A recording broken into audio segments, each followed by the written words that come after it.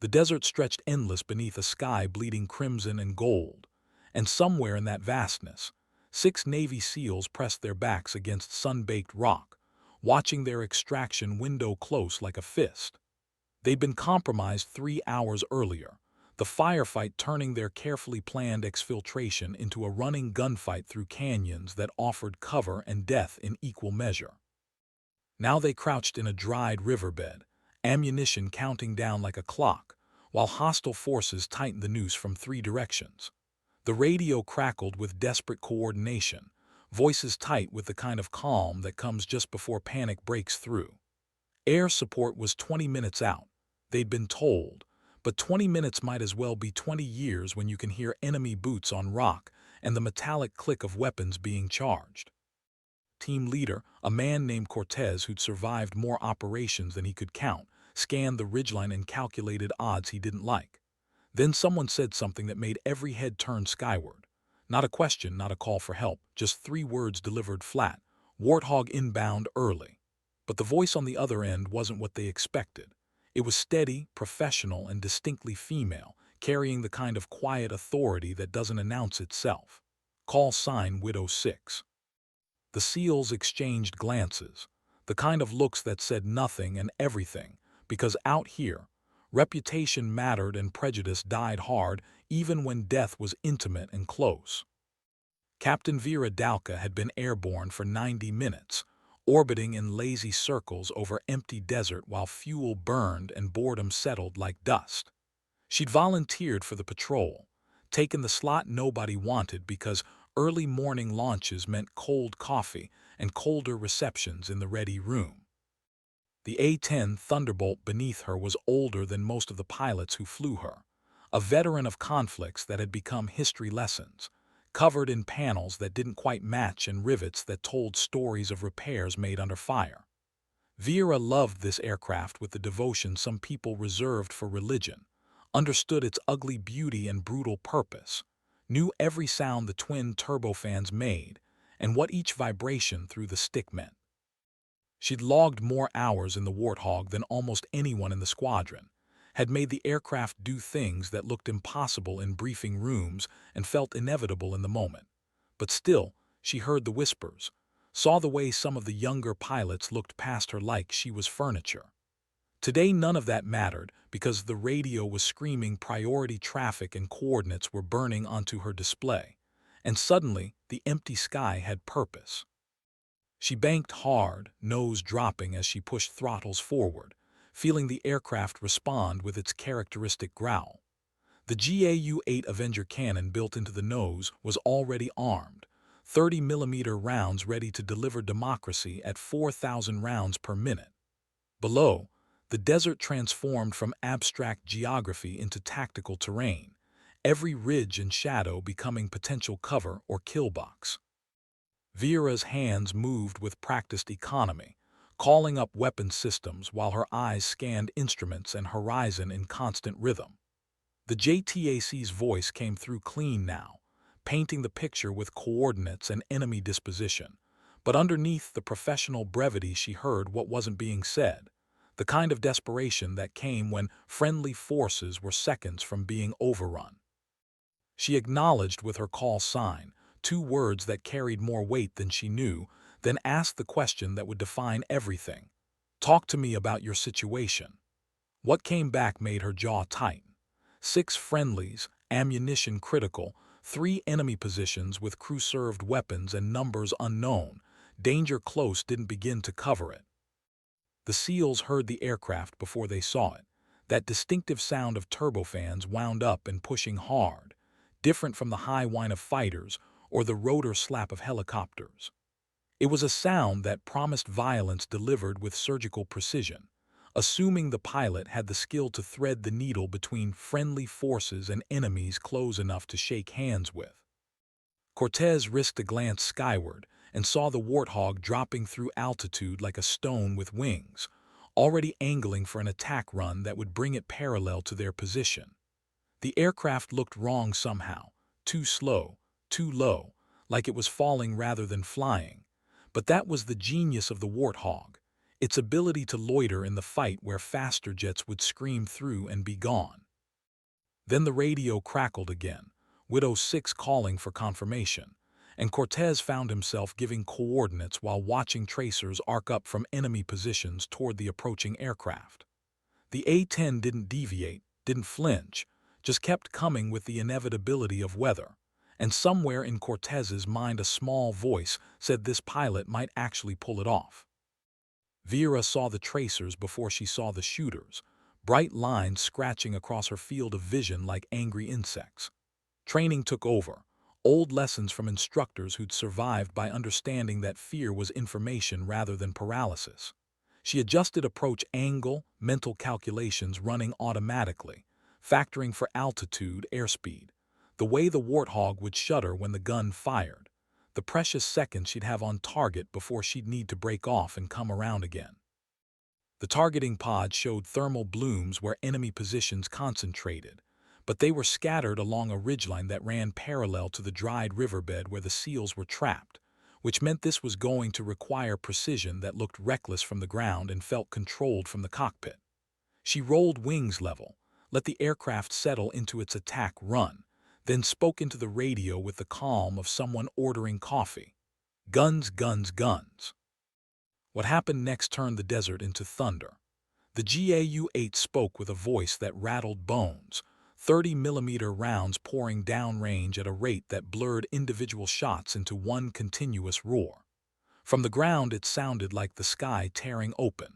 From the cockpit it felt like riding a dragon, the whole aircraft shaking with recoil while Vera fought to keep the crosshairs where they needed to be. The first pass destroyed 2 enemy positions outright, concrete and sandbag fortifications, simply ceasing to exist under the hammer of high explosive rounds. Vera pulled up hard, feeling GS press her into the seat, then rolled into a climbing turn that would bring her back around for another run. Below, the tactical situation was transforming.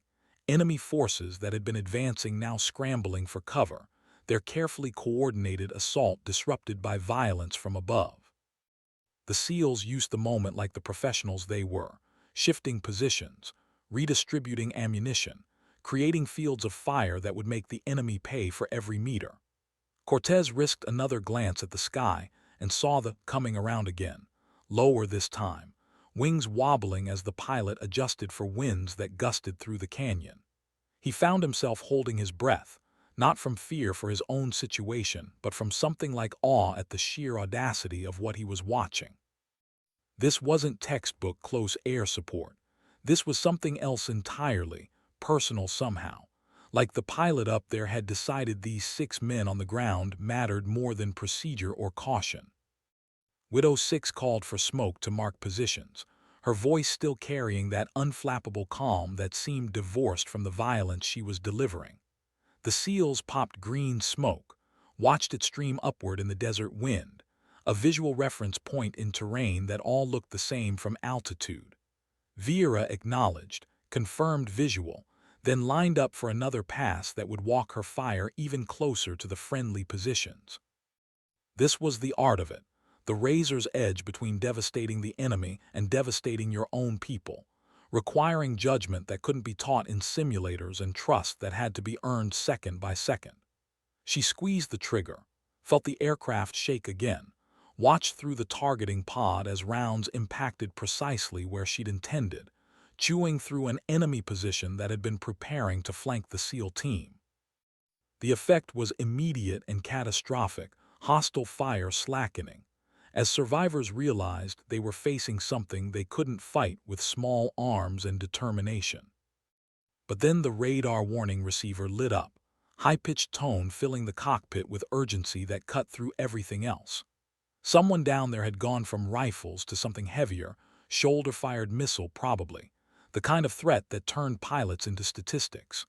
Vera didn't panic. Panic was poison.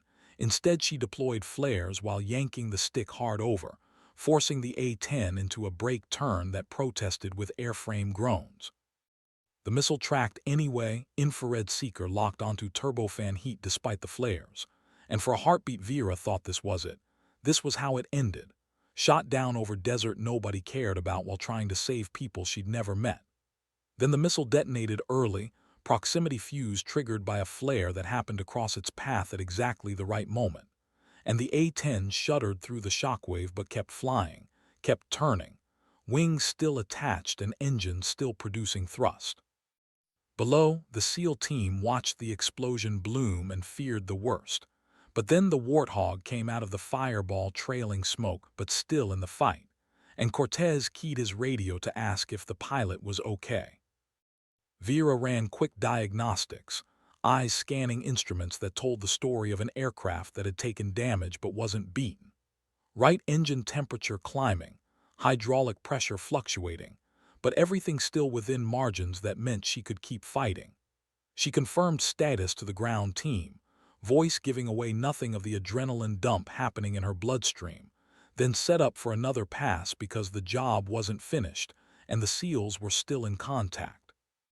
This time she came in from a different angle, varied the pattern because predictability killed pilots, and put rounds through a cluster of enemy forces that had been massing for a push. The Warthog absorbed more ground fire, small arms mostly, but enough of it to be dangerous, rounds pinging off armor that had been designed for exactly this kind of abuse. One caught the left stabilizer, punching through aluminum and leaving a hole you could see daylight through. But the aircraft kept flying because the A-10 had been built by people who understood that survivability mattered more than elegance. Vera felt the hit through the controls, slight asymmetry that required trim adjustment, but nothing that stopped her from putting ordnance on target. The fight continued in pulses, each attack run buying the SEALs more time and breathing room, enemy forces gradually realizing they were fighting a losing battle against an opponent they couldn't reach and couldn't hide from. Vera cycled through weapons, conservation becoming necessity as ammunition counters wound down toward empty.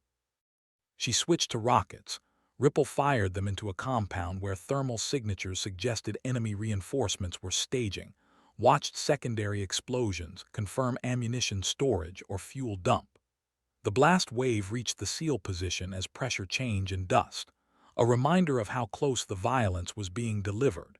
And Cortez found himself thinking that whoever Widow 6 was, she flew like someone who'd been doing this forever or someone who simply didn't know how to quit. The truth, as Vera would have told him, was both.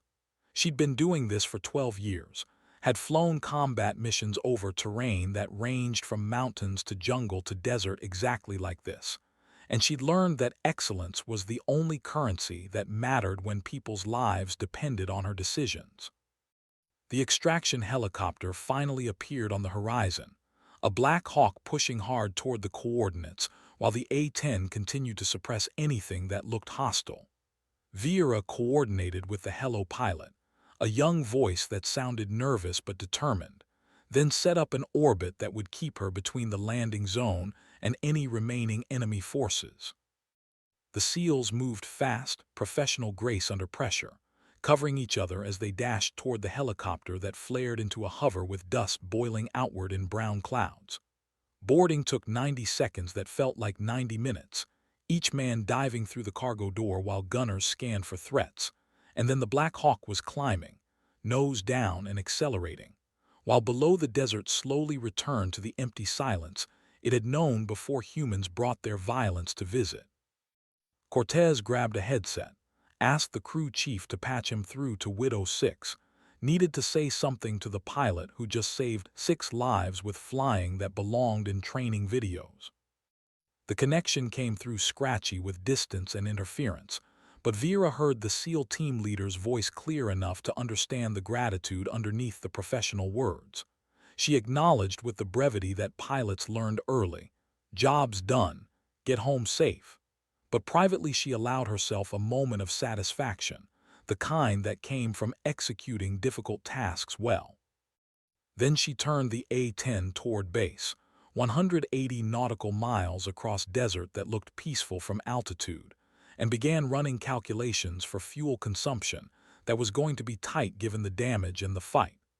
The right engine temperature was still climbing, not critical yet but trending wrong, and the hydraulic fluctuations had settled into a pattern that suggested a slow leak somewhere.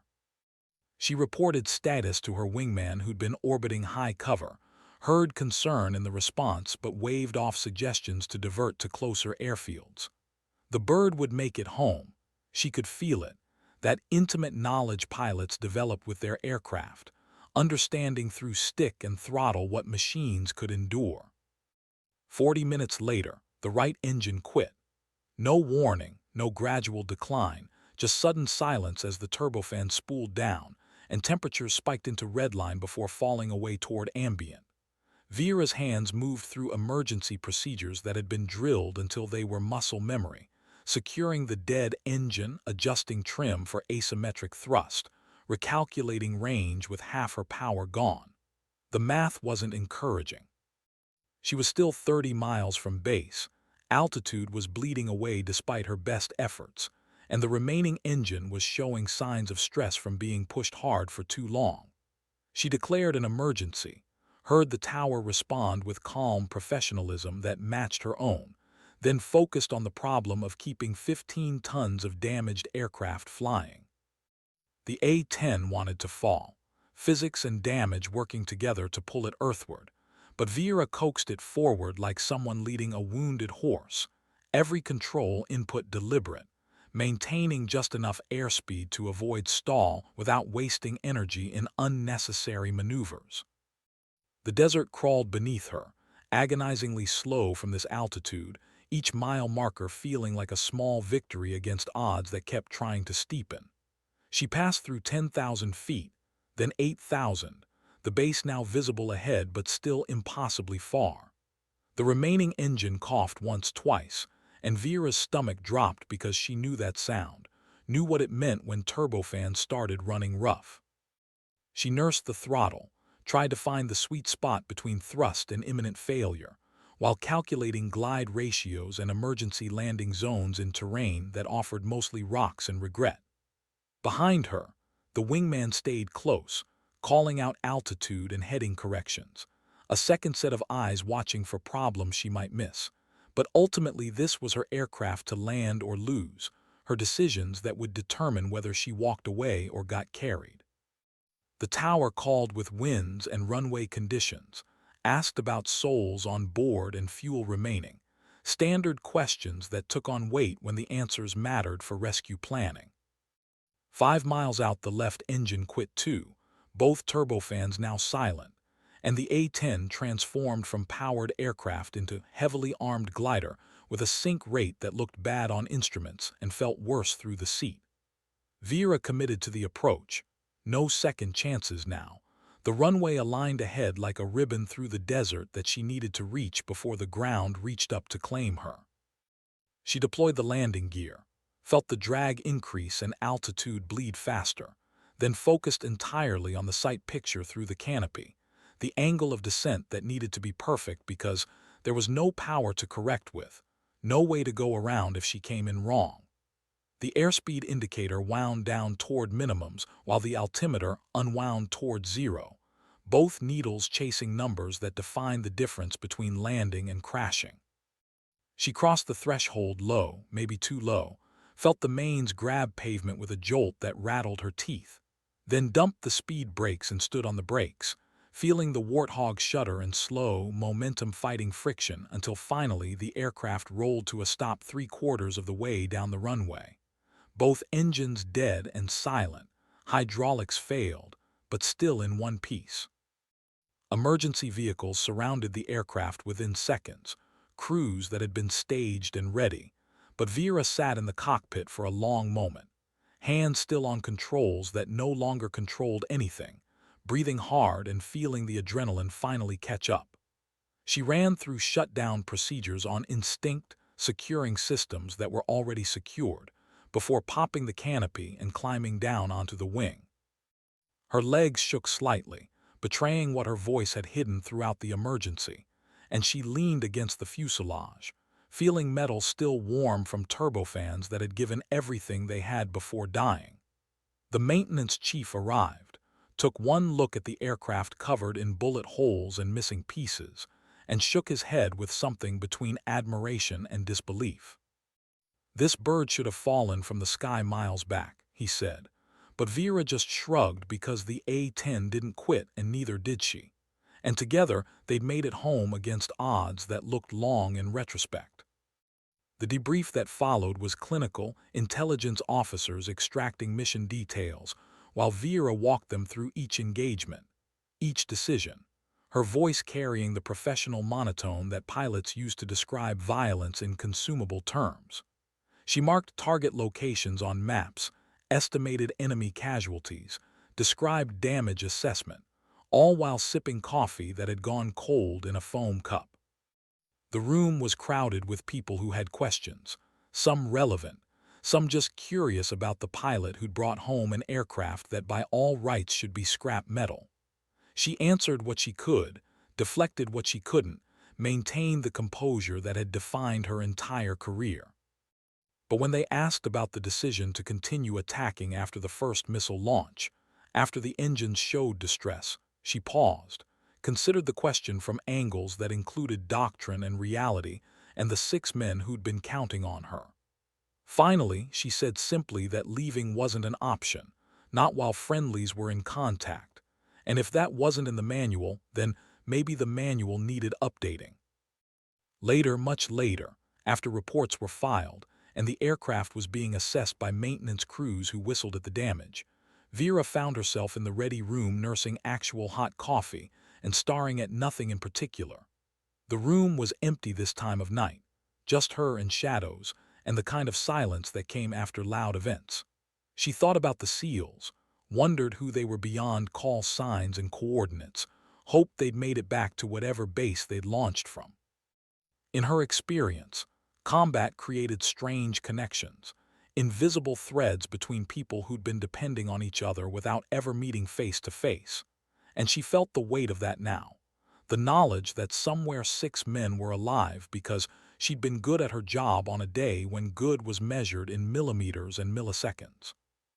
The door opened and her squadron commander walked in, a colonel who'd flown more combat hours than most pilots would ever see, and his expression was unreadable in the dim light. He sat down across from her, didn't speak for a moment, just studied her with the kind of assessment that came from decades of judging pilots against impossible standards. Then he said the words that carried more weight than any medal. "That was some of the finest flying I've seen in 30 years." Vera acknowledged with a nod, not quite trusting her voice, and he continued, telling her the SEALs had been from a Tier 1 unit, that the mission they'd been running was classified enough that the details would never appear in her records, but that somewhere in a secure building people were talking about the A-10 pilot who'd saved an operation when it was going sideways. He mentioned recommendations, commendations, the kind of recognition that looked good on promotion boards, and Vera listened while thinking about how strange it was that doing the job exactly as trained could be remarkable simply because the circumstances were extraordinary. She'd flown the mission the way any competent pilot would have, she thought, but the colonel shook his head at that assessment. Competent pilots followed doctrine, he said. Exceptional pilots knew when to rewrite it in real time. The news spread through the base with the speed that good stories always traveled, gaining details and losing accuracy in equal measure.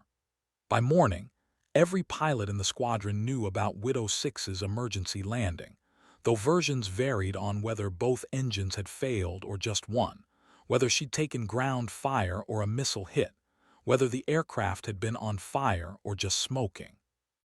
Vera found herself fielded questions in the chow hall, deflecting attention with practiced ease, but she noticed something shifting in the looks she received. The younger pilots who'd previously dismissed her now watched her with something like respect, asking technical questions about energy management and engine-out procedures with genuine interest. The old guard, pilots who'd been flying when she was still in high school, nodded acknowledgement in passing, the kind of subtle recognition that meant more than speeches. She'd proven something yesterday, earned currency that couldn't be issued through rank or time in service, and the squadron was adjusting its collective understanding of exactly who Widow 6 was. But the real surprise came 3 days later when a helicopter touched down carrying passengers who didn't belong, Navy personnel instead of Air Force, moving with the particular bearing that marked special operations personnel. Vera was in a pre-flight briefing when she got summoned to the squadron commander's office, arrived to find 6 men in desert utilities waiting, faces weathered and eyes sharp, with the kind of awareness that came from operating in places where mistakes were terminal. She recognized the energy if not the faces, realized who they must be before introductions were made, and suddenly understood why they'd come. The team leader stepped forward, introduced himself as Cortez, and extended a hand that she shook while the other 5 SEALs watched with expressions that mixed curiosity and respect. They'd wanted to meet her, Cortez explained, needed to put a face to the voice that had talked them through the worst afternoon of their deployment.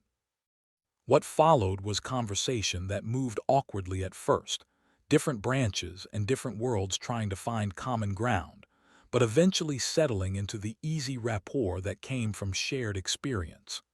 The SEALs talked about the mission carefully, dancing around classified details, but making clear how desperate the situation had been before the Warthog arrived. They described watching her work, the precision of those gun runs, the decision to keep attacking despite taking fire and losing engines, and their voices carried an appreciation that went beyond gratitude. One of the younger SEALs, couldn't have been more than 25, said he'd thought they were dead until he heard her call sign on the radio, and something in Vera's chest tightened at the simple honesty of it. She deflected with humor, said the A-10 did most of the work, that any pilot would have done the same, but Cortez cut through the false modesty with a look that said he'd been around long enough to know the difference between any pilot and the pilot who'd been overhead that day. They gave her something before they left, a unit patch that officially didn't exist and couldn't be worn on any uniform, but meant everything to the people who carried it.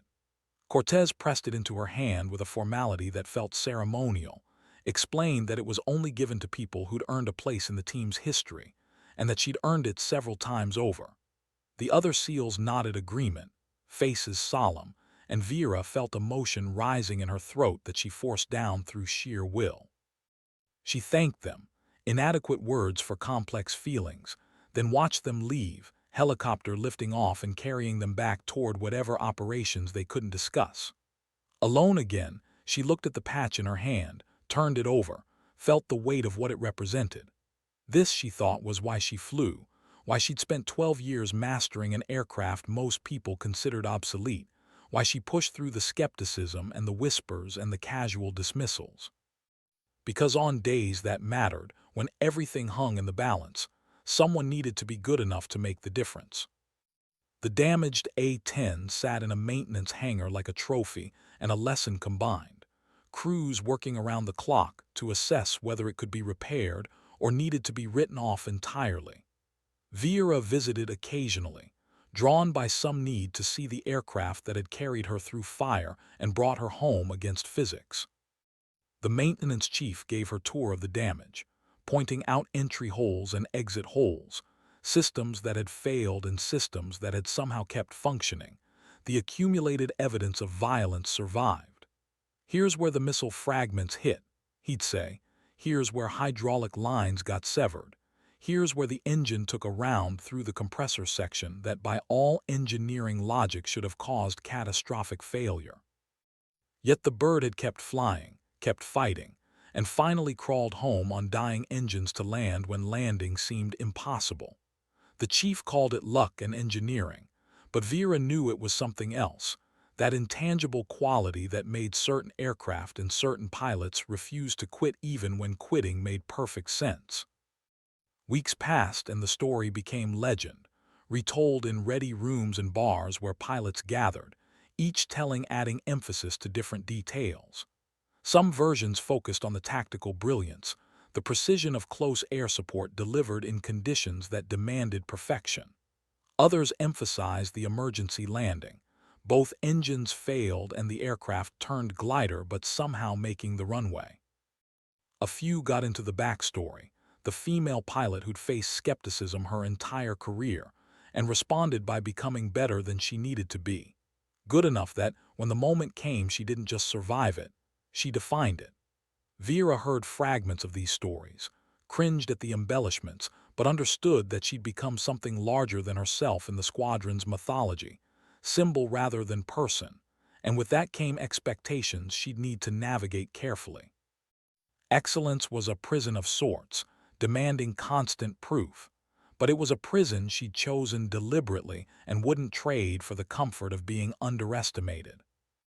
The real impact showed in quieter ways, in how the younger female pilots started seeking her out for advice, in how mission planners requested her specifically for complex tasking, in how the squadron commander began routing difficult flights toward her with the confidence that came from knowing capability.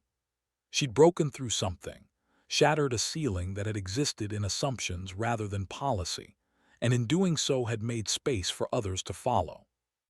It wasn't fair that one mission could define a career when countless others had been executed flawlessly. Wasn't right that she'd had to nearly die to earn respect that should have been granted on merit.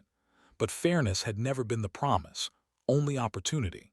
And she'd seized that opportunity with both hands wrapped around a control stick, flying an aircraft people called outdated through a situation people would call impossible, and somehow making it look inevitable. The A-10 eventually returned to service, rebuilt with new engines and patched panels, bearing scars that told stories maintenance crews would pass down like folklore. Vera flew it again on a morning that felt unremarkable until she strapped in and felt the familiar vibration through the airframe, heard the twin turbofans spool up with their characteristic growl. Taking off felt like reunion, the aircraft responding to her inputs with the trust that came from shared history. And as she climbed toward assignment altitude, Vera thought about all the flights that led to this moment and all the flights still ahead. The sky stretched endless in every direction, blue and empty and full of possibility, and she rolled wings level with the satisfaction of someone doing exactly what they were meant to do. Below, the desert sprawled in familiar patterns, terrain she'd flown over countless times, and somewhere in that vastness, 6 men were going about their lives because she'd been overhead when they needed her. That knowledge settled like weight in her chest, not burden but ballast, reminder of why the job mattered beyond missions and medals. Years later, when students asked how she'd built her reputation, Vera would struggle to answer honestly without sounding either arrogant or falsely modest. The truth was complicated, woven from skill and circumstance and decisions made in moments where there was no time for reflection. She'd been good at flying before that desert mission, technically proficient and tactically sound, but something had changed in the aftermath, a shift from competence to authority that couldn't be taught or transmitted. People trusted her now in ways they hadn't before, looked to her in emergencies, deferred to her judgment in situations where rank mattered less than experience. And she carried that trust carefully, knowing how hard it had been to earn and how easily it could be lost. Flying every mission like it might be the one that defined her all over again. The squadron eventually rotated home, months of deployment ending with the strange mix of relief and emptiness that came from leaving a combat zone. Vera packed her gear like she'd done dozens of times before, reduced her life to regulation weight limits, prepared for the long flight back to a base she barely thought of as home. The A-10 that had carried her through the mission stayed behind, assigned to the next rotation, and saying goodbye to an aircraft felt ridiculous except when it didn't, when you trusted it with your life, and it had delivered beyond all reasonable expectation. She touched the fuselage before leaving, metal warm under her palm from desert sun, and whispered something that wasn't quite prayer and wasn't quite promise, then turned away before sentiment could complicate professionalism. Back home, the rhythm changed. Combat replaced with training, real missions exchanged for simulated ones. But Vera found purpose in preparing the next generation, teaching them not just how to fly the A-10, but how to think in 3 dimensions while managing weapons systems and watching for threats and maintaining radio discipline. She became an instructor without particularly seeking the role, her reputation opening doors she hadn't knocked on, and discovered she had patience for students who showed genuine dedication even when their skills lagged behind their enthusiasm. The key, she'd tell them, was understanding that flying was 1% inspiration and 99% perspiration wrapped in moments of terror, and the pilots who succeeded were the ones who prepared so thoroughly that terror had nowhere to take root. Some students got it, others washed out, and she judged both outcomes with the same dispassionate assessment that had defined her career. The medals eventually arrived, ceremony and speeches that Vera endured with the same composure she brought to difficult approaches, standing at attention while words were spoken about valor and dedication. The Distinguished Flying Cross felt heavy in its case, medal and ribbon that represented the mission but couldn't capture the complexity, couldn't describe the fear she'd mastered, or the doubt she'd ignored, or the simple, desperate need to not fail the people counting on her. She accepted the recognition gracefully, shook hands with officers who offered congratulations, posed for photos that would go in files she'd never see. But privately she thought about the SEALs more than herself, wondered if they'd received similar recognition, or if their mission remained locked in classifications that precluded public acknowledgement. The asymmetry bothered her, the idea that some sacrifices could be celebrated while others had to remain silent, but she understood the necessity even as she resented the unfairness. Time moved forward the way it always did, seasons changing, deployments cycling, new pilots arriving while veterans rotated to new assignments. Vera stayed with the A-10, becoming one of the senior pilots in a community that was shrinking as the Air Force debated the aircraft's future. Budget analysts and procurement officers argued for retirement, pointing to newer platforms with better technology. But the pilots who'd flown combat missions in the Warthog pushed back with the conviction of people who knew what worked when theory met reality. Vera testified before committees, spoke at conferences, wrote articles for professional journals, all in defense of an aircraft she loved beyond rational explanation. The A-10 wasn't the fastest or the stealthiest or the most modern, she'd argue, but it was effective in ways that mattered when soldiers on the ground needed close air support that could be delivered with precision and sustained through resistance. Her voice carried weight now, authority built on demonstrated competence, and people listened in ways they hadn't before. That desert mission transformed her from capable pilot to legendary one. The call sign Widow 6 became shorthand for a certain approach to flying, a philosophy that prioritized mission completion over personal safety, that understood excellence as baseline rather than goal. New pilots aspired to earn their own reputations that might someday be spoken in the same breath, tried to emulate the precision and judgment they'd heard about in stories that grew with each retelling. Vera found this both flattering and concerning, knowing that legends could inspire but also mislead, that the mission she was famous for had been survival as much as skill, fortune wearing the mask of competence. She tried to teach nuance, tried to explain that good flying was mostly about preparation and judgment rather than dramatic last-second saves.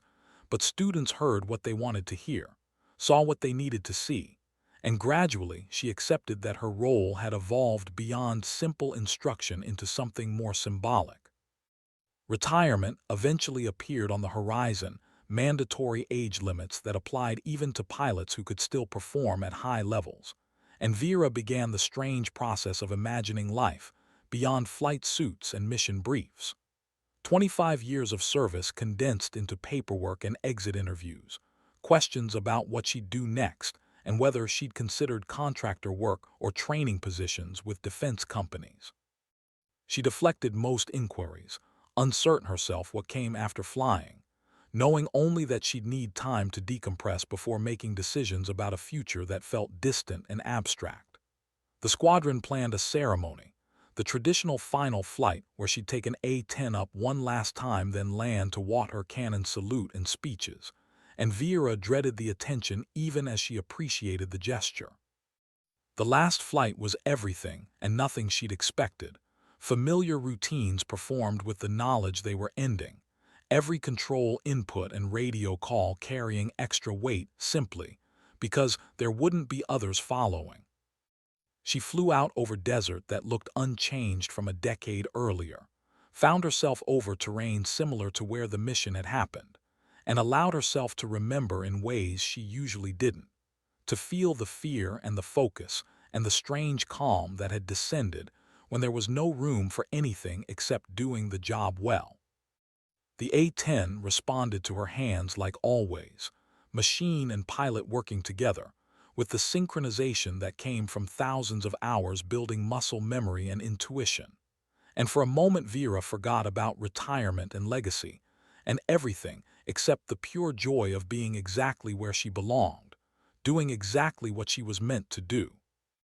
Landing for the final time felt wrong, wheels touching down with finality that seemed arbitrary, but she taxied through the water cannon spraying ceremonial arcs and shut down the engines for the last time, running through procedures that had become meditation. Climbing out of the cockpit meant stepping away from identity she'd built over decades, and the ground felt unstable under her boots, too solid after a life spent trusting air. The squadron surrounded her, pilots young and old offering congratulations and thanks,